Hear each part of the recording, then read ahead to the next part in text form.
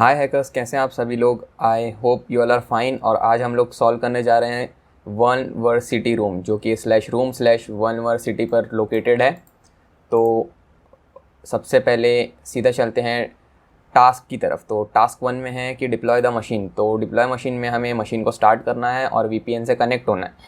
तो मैंने ऑलरेडी अपने आप को कनेक्ट कर रखा है वीपीएन से, जो कि sudo ओपन वीपीएन और फिर आपके वीपीएन का नाम। और उसके बाद में इस चीज़ को कंप्लीट मार्क करते हैं और टास्क 2 की तरफ चलते हैं। तो रिकॉनासेंस, तो इन्फॉर्मेशन गैदरिंग का फेज़ है ये। तो gather information about this machine using a network scanning tool called nmap। Check out the nmap room for more on this. तो don't have a Linux machine, ठीक है, ये इनके अटैक बॉक्स की बात चल रही है। तो यहाँ पर nmap के कुछ स्विचेस दिए हुए हैं और यहाँ पर nmap का छोटा सा डिस्क्रिप्शन है, तो रीड कर लेना जिन्हें नहीं पता nmap के बारे में। तो nmap में हम बेसिकली जो टारगेट मशीन पर पोर्ट्स वगैरह रन हो रहे हैं और सर्विस वर्जन, और फिर उसके बाद में ओएस और जो भी टारगेट के साथ इंटरेक्ट करके हम इंफॉर्मेशन गैदर कर सकते हैं, वो सभी चीज़ें करते हैं। तो मैंने ऑलरेडी एक nmap स्कैन परफॉर्म कर रखा है, बिकॉज़ मैंने -p- दिया था, तो इसीलिए ज़्यादा टाइम लगेगा। तो नहीं, शायद से मैंने -p- नहीं दिया था, मुझे देखना होगा। वो cat1 स्कैन और उसके बाद में यहाँ पर मैंने फ्लैग्स प्रोवाइड किए थे। हाँ, तो मैंने दिया था सर्विस वर्जन और उसके बाद में मैंने सिन स्कैन बोला था उसे, और उसके बाद में मैंने कहा था कि एग्रेसिव स्कैन परफॉर्म करना, स्पीड दी थी T4 और -p- जो कि बोलने का मतलब है कि पूरे 65,535 पोर्ट स्कैन करना। तो मैंने, और अगर हम -p- नहीं देंगे तो बेसिकली ये क्या करेगा कि टॉप 1024 पोर्ट्स जो हैं वो स्कैन करेगा। बोलने का मतलब टॉप 1024 सर्विसेज जो हैं, जो कॉमन वेल नोन जो पोर्ट्स हैं, उसे स्कैन करेगा। ठीक है, तो स्कैन रिजल्ट्स की तरफ चलते हैं। और ये बात याद रखना कि अगर -SS यूज़ कर रहे हो तो इस चीज़ को रूट प्रिविलेजेस लगते हैं। विदाउट रूट प्रिविलेजेस ये TCP कनेक्ट स्कैन परफॉर्म कर देगा। तो हम स्कैन रिजल्ट की तरफ चलते हैं। तो 21 TCP ओपन है, 22 TCP ओपन है। तो हमें पता है 21 पे FTP रन होता है, 22 पे SSH, 139 पर नेट बायोस है, 445 पे भी नेट बायोस है, 3128 पे TCP HTTP प्रॉक्सी है, और 333 पर HTTP एक वेबसाइट है। और ठीक है, बस इतना ही है। और हमें पता है कि ये एक यूनिक्स बेस्ड सिस्टम है जो कि लिनक्स है। लिनक्स में क्या चीज़, लिनक्स का डिस्ट्रीब्यूशन, तो यहाँ पर उबंटू दिखाई दे रहा है, कहाँ गया ये चीज़। तो यहाँ पर उबंटू हमें दिखाई दे रहा है। तो हम यहाँ पर चलते हैं और आंसर्स देने की कोशिश करते हैं। तो there are many nmap cheat sheets online that you can use to. ठीक है, तो हाँ, scan the box, how many ports are open. तो how many ports are open, तो -p- देना अच्छी बात होती है, बिकॉज अगर टॉप 1024 पोर्ट्स के अलावा और कोई पोर्ट्स ओपन होंगे और अगर वहाँ पोर्ट पर कोई गड़बड़ चल रही होगी तो हमें पता चल जाएगा। बिकॉज अगर -p- हम इंक्लूड नहीं करेंगे तो सिर्फ टॉप 1024 पोर्ट स्कैन करेगा, और हो सकता है कि हम कोई सीवियर वल्नरेबिलिटी मिस आउट कर जाएँ। तो ये चीज़ ध्यान में रखने वाली है, इसलिए मैंने स्कैन पहले ही परफॉर्म कर लिया। बिकॉज आपको भी पता है -p- काफ़ी टाइम लेता है स्कैन होने के लिए। तो हम चेक करते हैं कितने पोर्ट्स ओपन है। 21, 22, 2, 3, 4, 5 और 6। तो 6 पोर्ट्स आर ओपन। और फिर उसके बाद में what version of squid proxy is running on the machine. तो we need to answer version. तो वर्जन है स्क्विड प्रॉक्सी का 3.5.12। तो इस चीज़ का भी आंसर करते हैं। और how many ports will nmap scan if the flag p-400 was use. तो अगर सिर्फ -p- यूज़ किया होता तो 65,535 पोर्ट स्कैन होते। तो -p-400 करेंगे तो 400 पोर्ट स्कैन होंगे। ठीक है, तो 400।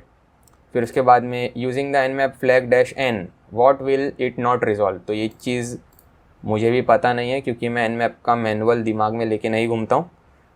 तो हमारे पास जो चीज़ नहीं पता हमें, हम वो चीज़ मैनुअल में चेक कर सकते हैं। तो nmap, और उसके बाद में मैं क्लियर कर देता हूँ स्क्रीन। nmap और grep, और फ्लैग क्या है, -n ना। तो -e और उसके बाद में -n को ग्रैप करना जहाँ भी, जो लाइन में भी होगा। तो -n never do DNS resolution, मतलब कि IP एड्रेस को डोमेन नेम में कन्वर्ट मत करना। तो ये चीज़ DNS रिजॉल्व नहीं करेगी। फिर उसके बाद में what is the most likely operating system this machine is running, तो हमने देखा था Ubuntu is this machine running. फिर उसके बाद में what port is the web server running on, तो तो वेब सर्वर भी हमने देखा था, पोर्ट 333 पे है। मैं दिखा देता हूँ, कैट, ये रहा स्कैन रिज़ल्ट, और यहाँ पर देखो तो 333 पर हमने देखा था कि HTTP है, तो यहाँ पर है इसका आंसर, ठीक है 333। फिर उसके बाद में it is important to ensure you are always doing your reconnaissance thoroughly before progressing, knowing all open services which can all be points of exploitation is very important. Don't forget that ports on a higher range might be open, so always scan ports after 1000 even if you leave scanning in the background. हाँ, ये वही चीज़ है जो मैं पहले कह रहा था कि -p- इस्तेमाल करना ज़्यादा बेहतर है, बिकॉज उसमें हमें सभी पोर्ट्स के बारे में मालूम पड़ जाता है, कौन सा पोर्ट ओपन है, कौन सा पोर्ट क्लोज्ड है, तो हम मतलब कि कोई भी वल्नरेबिलिटी मिस ना करें, हमारी हर बार वही कोशिश रहती है। तो इस चीज़ को भी कंप्लीट मार्क करते हैं और इस चीज़ को कॉपी करते हैं। हमें पता है कि HTTP सर्वर रन कर रहा है कहाँ पे, बाय डिफ़ॉल्ट कहाँ रन होता है 80 पे, लेकिन यहाँ पर इस केस में 3333 पर रन हो रहा है, तो यहाँ चलते हैं। फिर उसके बाद में वन यूनिवर्सिटी, ठीक है, तो ये एक वेबसाइट है अच्छी सी, सेटिस्फाइड स्टूडेंट्स कोर्स कंप्लीटेड, ठीक है, ये उनका एनालिटिक्स है। फिर हम नीचे आते हैं तो ये एक बहुत अच्छी सी वेबसाइट डिज़ाइन की गई है, लेकिन ये वल्नरेबल होगी बिकॉज ट्राई पर है और ये मशीन को हमें एक्सप्लॉइट करना है, सीधी सी बात है। तो लोकेटिंग डायरेक्टरीज यूजिंग गोबस्टर, तो इस चीज़ को मैं क्लियर करता हूँ और हम चलते हैं गोबस्टर। उसके बाद में हमें डायरेक्टरी बस्ट करनी है, URL प्रोवाइड कर देंगे, ये Ctrl+C, और उसके बाद में हमें पासवर्ड लिस्ट प्रोवाइड करनी है, तो वर्ड लिस्ट दे देंगे, यूज़र शेयर वर्ड लिस्ट डर बस्टर। उसके बाद में डायरेक्टरी 2.3 medium.txt से हमारा काम यूजुअली हो जाता है। फिर उसके बाद में --नो एरर, कि भाई कोई एरर डिस्प्ले मत करना, और इस चीज़ को अपना काम करने देते हैं और हम चेक करते हैं कि आगे क्या पूछा है। तो let's first start by scanning the website to find any hidden directories. To do this we are going to use Gobuster, तो हमने यूज़ कर लिया। Gobuster is a tool to brute force URI directories, तो ये चीज़ हमें पता है। और अगर नहीं किया इंस्टॉल तो sudo apt-get इंस्टॉल गोबस्टर से हम उस चीज़ को इंस्टॉल कर सकते हैं। फिर उसके बाद में now let's run Gobuster with a word list Gobuster dir, यही चीज़ हमने भी प्रोवाइड किया, बस --नो एरर बोल दिया है। फिर इस चीज़ को भी हम कंप्लीट मार्क करते हैं और उसके बाद में हमें यहाँ पर पूछा गया है कि what is the directory that has an upload form page. तो अभी तक हमें मिला है इमेजेस, CSS, JS, फॉन्ट्स और internal stands out to be unique because images, CSS और JS फॉन्ट्स ये सब हमें यूजुअली देखने मिलते हैं। इंटरनल कोई एक्चुअल में डायरेक्टरी लग रही है, तो इस चीज़ पे इस लोकेशन पे जाकर देखते हैं कि हमें क्या मिलता है। तो यहाँ पर अपलोड का एक फॉर्म है जो कि यहाँ पर हमें यही चीज़ आंसर करनी है। तो इंटरनल नाम की एक डायरेक्टरी है जहाँ पर हमें अपलोड जहाँ हम फाइल्स अपलोड कर सकते हैं। तो कॉम्प्रोमाइज़ द वेब सर्वर, तो टास्क 4 देखकर ऐसा लग रहा है कि बर्प यूज़ होने वाला है, तो मैं बर्प फायर अप कर देता हूँ पहले ही, ./burp pro, ठीक है। Now you have found a form to upload files. We can leverage this to upload and execute our payload that will lead to compromise the web server. मेरा burp start क्यों नहीं हुआ अब तक, फिर से स्टार्ट करते हैं। गोल गोल घूम रहा है, मतलब लोडिंग। फिर तो हमें क्या पता करना है, try upload a few file types. यार जब तक ये स्टार्ट नहीं हो जाता वहाँ पर जा भी नहीं सकते।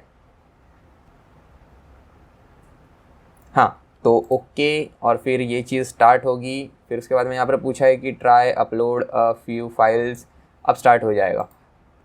तो नेक्स्ट स्टार्ट बर्प और मिनिमाइज। तो try upload a few file types to the server, what common extension seems to be blocked. तो हमें पता करना है कि कौन सा कॉमन एक्सटेंशन ब्लॉक्ड है। तो मैं क्या करता हूँ, ब्राउज़ करता हूँ, डाउनलोड में से कोई PNG फाइल डाल देता हूँ, इस चीज़ को डालते हैं और सबमिट करते हैं। तो PNG extension is not allowed. तो क्या PNG है? PNG नहीं है। अच्छा, फिर उसके बाद में, बिकॉज यहाँ पर डॉट के बाद में 3 स्टार्स दिए हैं ना, तो PNG हो सकता है, JPG हो सकता है। तो ब्राउज़ करता हूँ और चेक करता हूँ कि JPG जैसा कुछ है क्या। तो JPG, इस चीज़ को भी सबमिट करते हैं। Extension not allowed. तो JPG हो सकता है क्या? नहीं, तो JPG भी नहीं है। तो शायद से ये लोग मलिशियस कोड की बात कर रहे हैं। तो मलिशियस कोड, ये वेब सर्वर वेबलाइज़र में चेक किया जाए तो प्रोग्रामिंग लैंग्वेजेस PHP यूज़ करी गई है बैकएंड में। तो PHP हो सकता है। तो मैं क्या करता हूँ कि हाँ, हमें पता है कि एक जगह है जहाँ पे वर्ड मतलब कि वेब शेल्स होते हैं। जैसे कि अगर मैं कॉपी करूँ CP user share web shells, और यहाँ पर क्या है PHP से हमें यहाँ पर और PHP रिवर्स शेल ना, तो PHP reverse shell dot PHP को यहाँ पे कॉपी कर लेना। और फिर उसके बाद में हाँ, तो इस चीज़ को मैं मूव करता हूँ, रीनेम कर देता हूँ, मतलब कि शेल डॉट PHP नाम दे देता हूँ इसको। ठीक है, तो अब ये शेल डॉट PHP हो गया है। और अब शेल डॉट PHP को अपलोड करने की कोशिश करते हैं। तो ब्राउज़ होम और फिर उसके बाद में ट्राई हैकमी यूनिवर्सिटी और शेल डॉट PHP, तो इस चीज़ को सबमिट करते हैं। तो ये भी अलाउड नहीं है। तो हो सकता है कि यही हो, बिकॉज ये लोग फाइल अपलोड के मामले में बात कर रहे हैं शायद से। हाँ, तो .php to identify which extensions are not blocked we are going to first the upload form. तो फर्स्ट करना है और उसके लिए हमें we are going to use intruder use for automating customized attack. तो हमें एक वर्ड लिस्ट तैयार करनी है सबसे पहले। तो हम क्या करते हैं, हमारे वापस से टर्मिनल में आते हैं और नैनो वर्ड्स .txt नाम की एक वर्ड लिस्ट बनाते हैं और .php .php3 .php4 .php5 और फिर उसके बाद में .html। ये मैं खुद से नहीं लिख रहा हूँ, यहाँ पे देखो, यहाँ लिखा हुआ है। इन लोगों ने कहा है कि ऐसी वर्ड लिस्ट तैयार करना है। यहाँ जहाँ मैं होवर कर रहा हूँ, ठीक है। तो Ctrl+O एंटर Ctrl+X, तो ये चीज़ सेव हो जाएगी और हमारे पास words.txt नाम की एक फ़ाइल है। तो इस चीज़ को हम यूज़ कर सकते हैं ये चेक करने के लिए कि कौन सी चीज़ें ब्लॉक की जा रही हैं। तो now make sure Burp Suite is configured to intercept all your browser traffic, upload a file once this request is captured, send it to the intruder, click on payloads and then select sniper. ठीक है, तो browse करते हैं और फिर उसके बाद में shell.php और मैं क्या करता हूँ, यहाँ पे प्रॉक्सी ऑन है, यहाँ पर से भी मैं प्रॉक्सी ऑन कर लेता हूँ। और अब इस चीज़ को सबमिट करेंगे तो हमें ये चीज़ बर्प में रीडायरेक्ट करेगी। फिर उसके बाद में इस चीज़ को हमें इंट्रूडर को भेजना है। अब मैं इंटरसेप्ट ऑफ कर देता हूँ। इंट्रूडर में चलते हैं, पोजीशंस, क्लियर, और यहाँ से लेकर यहाँ तक को हमें ऐड करना है। ठीक है, बिकॉज यही एक्सटेंशन है ना।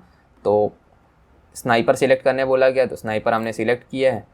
और फिर उसके बाद में पेलोड में हमें लोड करना है क्या चीज़, ट्राई हैकमी में जाके यूनिवर्सिटी में हमने words.txt बनाया था और इस चीज़ को स्टार्ट अटैक पे क्लिक करता हूँ।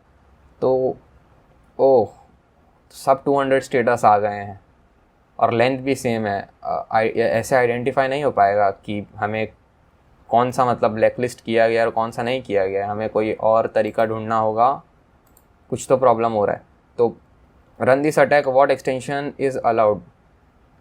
तो एक एक करके अपलोड करके देखते हैं कि कौन सा एक्सटेंशन अलाउड है। तो सबसे पहले तो यहाँ तारे चेक कर लेते हैं कितने। तो .1 2 3 4 5 2 3 5, हाँ, तो 5 का कौन सा है, तो PHP 3 4 4 4। तो PHTML हमारा बेस्ट कैंडिडेट हो सकता है इस चीज़ के लिए। तो मैं क्या करता हूँ कि MV shell.php to shell.html कर देता हूँ। ठीक है, तो अब PHTML हो गया है, तो अब हम इस चीज़ को अपलोड करने की कोशिश करते हैं। तो browse shell p.html submit success, है ना।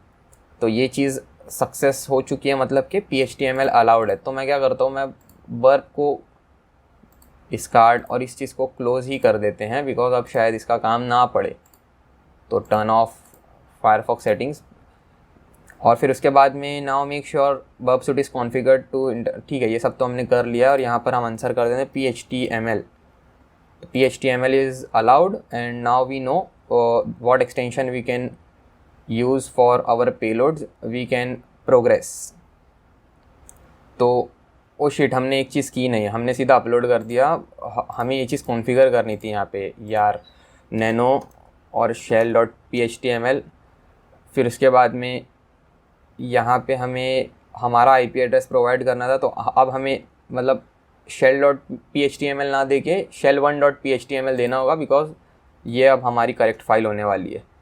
तो इस ifconfig से मैंने tune0 का IP एड्रेस पता किया, और उसके बाद में यहाँ पर इस चीज़ को पेस्ट करते हैं। पोर्ट नंबर कुछ भी चलेगा, 12344444 दे देते हैं, 4444, और Ctrl+O एंटर Ctrl+X।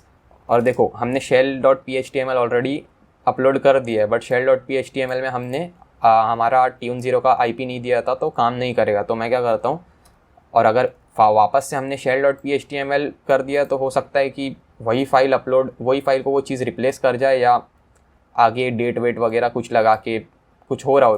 तो बेहतर यही है कि हम इस चीज़ को रीनेम कर दें, shell.phtml टू shell1.phtml कर देते हैं। और अब हम ये फाइल को अपलोड करते हैं यहाँ पे shell1.phtml, सबमिट पे क्लिक करते हैं। और यहाँ पर हम क्या करते हैं कि एक रिवर्स लिसनर सेटअप कर लेते हैं, nc-nlvp 4444, जो हमने पोर्ट हमारे प्रोग्राम में PHTML फाइल में स्पेसिफाई किया है वो। और हम यहाँ पर लिसन करते हैं, फिर उसके बाद में चेक करते हैं कि आगे क्या दिया गया है।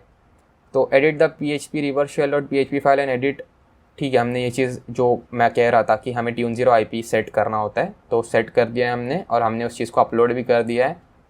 उसके बाद में हमने एक नेटकट लिसनर सेटअप भी कर लिया है। इन्होंने पोर्ट वही रखा है, हम पोर्ट कुछ भी स्पेसिफाई कर सकते हैं, बस इतना ध्यान में रखना, अगर आप लोग पोर्ट 1000 से नीचे का कोई पोर्ट दे रहे हो, जैसे कि 443 या 80, तो सूडो परमिशंस देनी होंगी, ठीक है। तो अपलोड करने के बाद में /internal/uploads, तो ये फाइल, सबसे मेन चीज़ यही होती है कि ये आइडेंटिफाई कर पाना कि कहाँ अपलोड हो रही है हमारी फ़ाइल, बिकॉज एक्टिवेट कैसे करेंगे हमारी फ़ाइल, जब अपलोड तो हो गई लेकिन एक्टिवेट कैसे करेंगे जब हमें यही नहीं पता कि वो अपलोड कहाँ हुई है। तो /upload/php reverse shell.phtml /upload पे अपलोड हुई है। तो यहाँ पर हम चलते हैं /internal/upload, ठीक है। तो /internal फिर /upload अपलोड्स है कि अपलोड है, अपलोड्स, फिर उसके बाद में हमारी फ़ाइल का नाम क्या है, shell1.phtml। और जब मैं इस चीज़ को रन करूँगा तो हमें एक रिवर्स शेल मिलना चाहिए। तो एंटर हिट करता हूँ और हम वापस यहाँ चलते हैं। तो देखो हमें यहाँ पर रिवर्स शेल मिल गया। बट देखो ये जो शेल होता है ना, ऐसे शेल्स रिस्पॉन्सिव नहीं होते, तो हमें इसे रिस्पॉन्सिव बनाना पड़ेगा। मतलब कि बनाना चाहो तो बना सकते हो, नहीं बनाना है तो कोई प्रॉब्लम नहीं है, बट बनाना अच्छी बात है। तो मैं यहाँ पर लिखता हूँ पाइथन स्पॉन शेल। तो पाइथन स्पॉन शेल अगर मैं लिखूँगा और यहाँ पर चलेंगे तो हमें यहाँ पर एक चीज़ मिलेगी पहली लाइन पे, जो कि ये है पाइथन सी इम्पोर्ट। तो यहाँ पे हम आते हैं और इस चीज़ को पेस्ट करते हैं। सबसे पहले तो मैं चेक कर लेता हूँ कि पाइथन कौन सा है, विच पाइथन है क्या, हाँ पाइथन है, पाइथन 3 है क्या, विच पाइथन 3 भी है, ठीक है, अच्छी बात है। तो पाइथन से हमारा काम हो जाएगा। और यहाँ पर हम bin sh की जगह bin bash कर देते हैं, because it's a bash shell. तो कॉपी सिलेक्शन, और फिर यहाँ पर वापस आते हैं, और यहाँ पर मैं इस चीज़ को पेस्ट करके जब एंटर हिट करूँगा तो आपको चेंजेस दिखाई देंगे। देखो यहाँ पर सिर्फ $साइन आ रही थी, अब हमें www.data@1university, ये थोड़ा अच्छा दिख रहा है। अब अगर हमें क्लियर कमांड का यूज़ करना है तो हम क्या कर देंगे, export term equals to x term.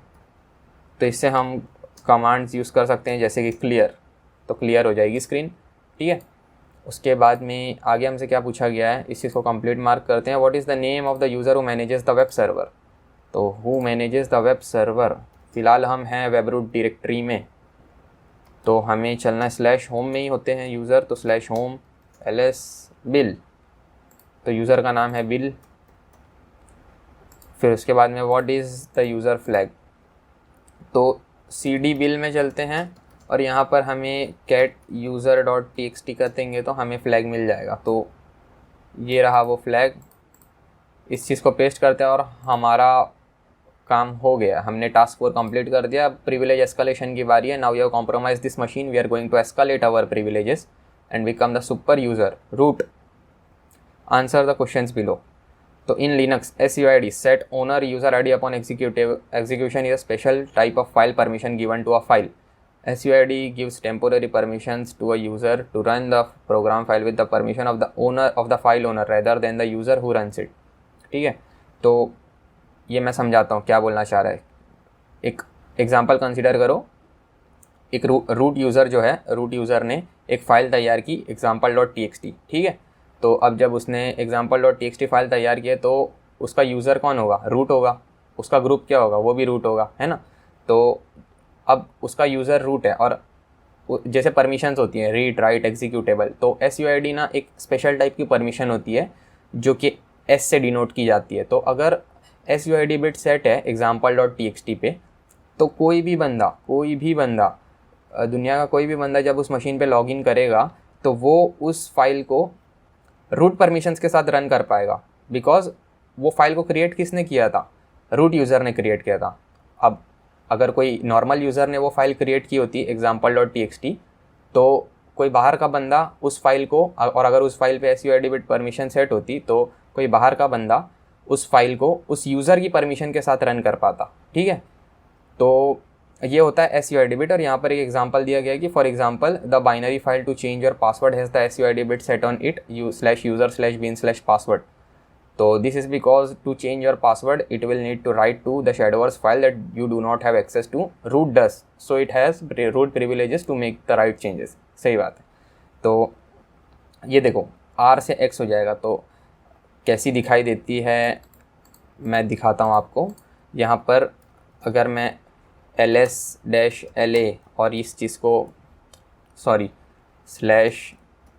/user और फिर bin pass wd इस चीज़ को करूँगा तो देखो यहाँ पर SUID बिट सेट है, ये S दिख रहा है आपको, और उसके बाद में रूट, इस फाइल को किसने बनाया है, रूट ने बनाया है। तो अब किसी को भी अगर इस चीज़ को एक्सेस करना है तो वो रूट प्रिविलेजेस के साथ एक्सेस कर सकता है, ठीक है, irrespective of what the user permission is, मतलब कोई भी यूज़र एक्सेस कर सकता है। तो on the file system search for all SUID files what file stands out. तो SUID फाइल सर्च करनी है तो हम कैसे कर सकते हैं उस चीज़ को, तो फाइंड, रूट डायरेक्टरी से फाइंड करना स्टार्ट करना, और यूज़र होगा रूट, फिर उसके बाद में पर्म मतलब के परमिशन -4000, और एरर्स को हमें ढकेल देना है /dev/null में। तो ये हमारे लिए सिस्टम पे जितनी भी SUID फाइल्स होंगी उस चीज़ को सर्च करके बताएगा। तो देखो रिजल्ट्स हमें मिल रहे हैं, तो हम थोड़ा वेट करते हैं, ठीक है। तो ये सब कुछ मिल चुका है, और chfn sudo chsh password pkexec new group gp password, pkexec थोड़ा ऑड है, और g पासवर्ड, फिर उसके बाद में ssh की साइन, और bin su mount ping 6 u mount, फिर उसके बाद में system ctl stands out to be unique because होता नहीं है ये, /bing/ping/bing f यूज़र अमाउंट और amount.cifs। तो मुझे ऐसा लग रहा है कि सिस्टम ctl हमारा काम कर देगा, बिकॉज इस पर देखो अगर मैं ls-la और फिर /bin/system ctl में जाऊँ और यहाँ पर परमिशंस चेक करूँ, तो देखो सिस्टम ctl जो फाइल है वो रूट ने बनाई है और उस पर SUID बिट सेट है, मतलब यहाँ से हम हमारा काम करवा सकते हैं। तो इसका आंसर करते हैं पहले, बिन सिस्टम CTL और सबमिट। फिर उसके बाद में it's challenge time, we have guided you through this far, you are able to explore this system further to escalate your privileges and get the final answer, become root and get the last flag /root/root.txt। ठीक है, तो एक जगह है जहाँ पर privilege escalation के बहुत अच्छे मतलब बहुत अच्छा रिसोर्स है वो प्रिविलेज एस्केलेशन के लिए। तो चलते हैं GTFO बिन्स पे। ये एक बहुत ही अच्छी जगह है जहाँ पर अगर आपको मतलब प्रिविलेज एस्केलेशन करना है तो यहाँ पर थोड़ी छानबीन की जा सकती है। तो जैसे कि देखो मैं बताता हूँ, हमें क्या पता है सिस्टम CTL ना, सिस्टम CTL पे SUID बिट सेट है तो और उसका यूज़र रूट है। तो सिस्टम CTL पे चलते हैं और उसके बाद में यहाँ क्या लिखा है, SUID, if the binary has the SUID bit set it does not drop the elevated privileges and may be abused to access the file system, escalate or maintain privileged access as a SUID backdoor. Okay, if it is used to run sh-p, omit the -p argument on systems like Debian। तो हमारा Debian system ही है, Kali is a distribution of Debian, तो Debian based है sorry, मतलब कि तो that allows the default sh shell to run with SUID privileges। तो this example creates a local SUID copy of the binary, binary की local SUID copy बनाता है and runs it to maintain elevated privileges to interact with an existing SUID binary. तो देखो, to interact with an existing SUID binary, तो already exist कर रहे हैं ना सिस्टम CTL पे, SUID बाइनरी सेट है। तो स्किप द फर्स्ट कमांड, तो हमें फर्स्ट कमांड स्किप करना पड़ेगा बिकॉज सिस्टम CTL पे ऑलरेडी SUID बिट सेट है and run the program using its original path. ठीक है, तो हम क्या करेंगे, हमें ये जो पहली लाइन है ना, इस चीज़ को छोड़ देना है because SUID bit already set है। इस चीज़ को कॉपी करते हैं और फिर उसके बाद में यहाँ पर हम पेस्ट करते हैं, एंटर हिट करते हैं। तो टेम्पोररी सर्विस बनी, उसके बाद में एको सर्विस, तो एको सर्विस करते हैं। फिर हम उसके बाद में टाइप इक्वल्स वन शॉट और type equals to one shot हो गया। उसके बाद में exec start equals bin sh और -c id। देखो यहाँ पर ही हमें चेंजेस लाने हैं बिकॉज ये जो लाइन है ना यहाँ पर -c, ये यहाँ पर हमें चेंजेस लाने हैं। यहाँ पर हमें कहना है कि करना क्या है। तो बेसिकली मैं आप लोगों को, देखो अब पहले ये चीज़ हो जाए फिर मैं बताता हूँ कि हम कर क्या रहे।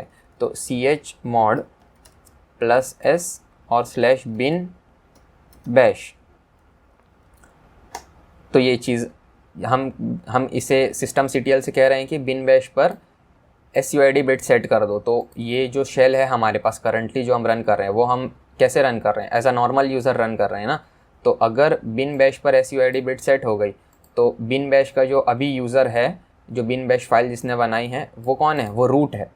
और अगर ये जो फाइल है अगर इस पर SUID बिट सेट हो गई तो हम उस फाइल को रूट प्रिविलेजेस के साथ एक्सेस कर सकते हैं बिकॉज वो उस फाइल का ओनर रूट है। और अगर उस पर SUID बिट सेट हो गई तो कोई भी बंदा उस फाइल को जब रन करेगा तो रूट प्रिविलेजेस के साथ रन होगी। सही, ठीक है। तो मैंने ये चीज़ भी सेट कर दी और उसके बाद में इंस्टॉल, तो इंस्टॉल करते हैं यहाँ पर इंस्टॉल। उसके बाद में इस चीज़ को वांटेड बाय मल्टी यूज़र, फिर ये चीज़ भी हो गई। और उसके बाद में हमें सिस्टम CTL, अब देखो यहाँ पर एक चीज़ क्या लिखी गई थी कि फुल पाथ देना है। तो फुल पाथ क्या है उसका, /bin/system CTL है ना, ./system CTL नहीं, /bin/system CTL है यहाँ पर। फिर उसके बाद में क्या दिया गया, लिंक और $TF, एंटर हिट करते हैं। और देखो अब मैं लास्ट कमांड एनेबल करने से पहले मैं आपको परमिशंस दिखा देता हूँ। तो ls-la करके अगर मैं बिन बैश की परमिशंस दिखाऊं तो अभी क्या परमिशन है देख लो। बिन बैश की परमिशन है read write executable for the root user. और जब हम लास्ट कमांड एग्जीक्यूट करेंगे ना तो इस पर रीड राइट और SUID बिट सेट हो जाएगी। और उसके बाद जब मैं -p रन करूँगा तो बेसिकली हमें ये शेल ऑन हो जाएगा और मतलब कि रूट प्रिविलेजेस के साथ ये शेल हमें मिल जाएगा। ठीक है, तो मैं लास्ट कमांड भी एग्जीक्यूट करता हूँ। यहाँ पर भी ध्यान रहे हमें एक्चुअल पाथ देना है जो कि /bin/systemctl है, और उसके बाद में enable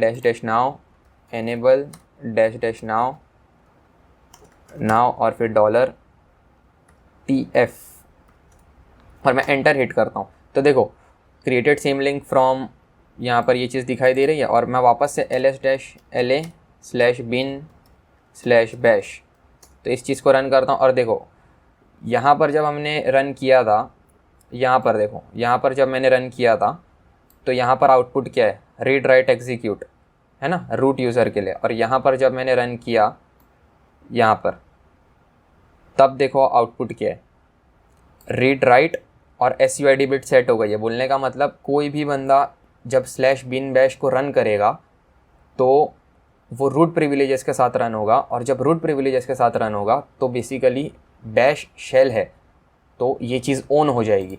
तो मैं क्या करता हूँ, क्लियर करता हूँ स्क्रीन और -p फॉर प्रिविलेजेस बनाए रखने के लिए, ठीक है। तो एंटर हिट करते हैं, और देखो अब अगर मैं who am I टाइप करूँ तो we are root and we can get the flag. तो pwd से चेक करते हैं हम कहाँ हैं, /root में चलते हैं, और cat root यहीं पर है ना, root.txt, हाँ, तो cat root.txt, और ये रहा फ्लैग।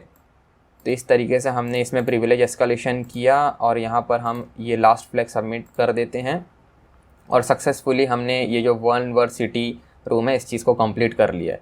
तो ये था एक नॉर्मल सा प्रिविलेज एस्केलेशन का सिनेरियो। तो अगर आपको ये वीडियो पसंद आई हो तो please make sure to subscribe, और अगर वीडियो पसंद आई हो तो please hit that like button, और फिर मिलते हैं नेक्स्ट वीडियो में। तब तक के लिए बाय।